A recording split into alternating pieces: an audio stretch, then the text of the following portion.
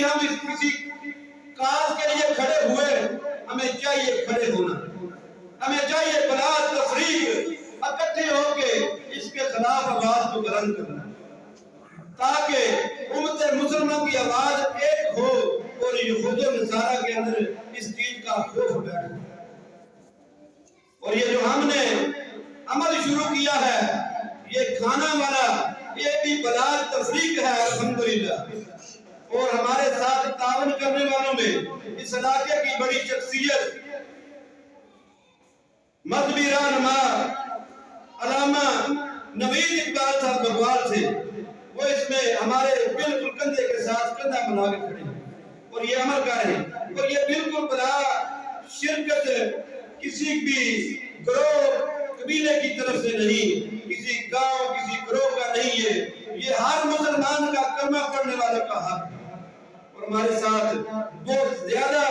ایسے بغوال سے دوست ہیں جو آگے بڑھ کے حصہ ڈال رہے ہیں اور آگے بڑھ کے اس میں اپنی خدمت کو پیش کر رہے ہیں۔ مولوی بھائی بھی ہیں، انہوں نے بھی بہت زیادہ ہمارے دل جوئی کی، بڑی خوشی ہوتی ہے جب کوئی بندہ تسلی دیتا ہے۔ ایسے کاموں میں رکاوٹیں ڈالنے کے لیے وہ شیطان حملے آور کرتا ہے بڑے بڑے لوگوں پہ، اور بڑے ایسے لوگ ہیں جو ایسے پراپیگنڈا کرتے ہیں، مگر انشاءاللہ ہم ایسا عمل کریں گے کہ ہمیں ایسے مسلمان بنے کہ ہمیں ملامت کرنے والے کی ملامت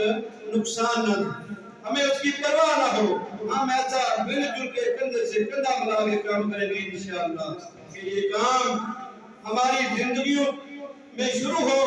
اور قیامت تک ایسے چلتا رہے۔ اللہ تبارک و تعالی ایسا عمل کرنے کی توفیق عطا فرمائے۔ وآخر دعوانا الحمدللہ رب العالمین، سبحان ربک رب العزت عما یصفون، وسلام علی المرسلین، والحمدللہ رب العالمین۔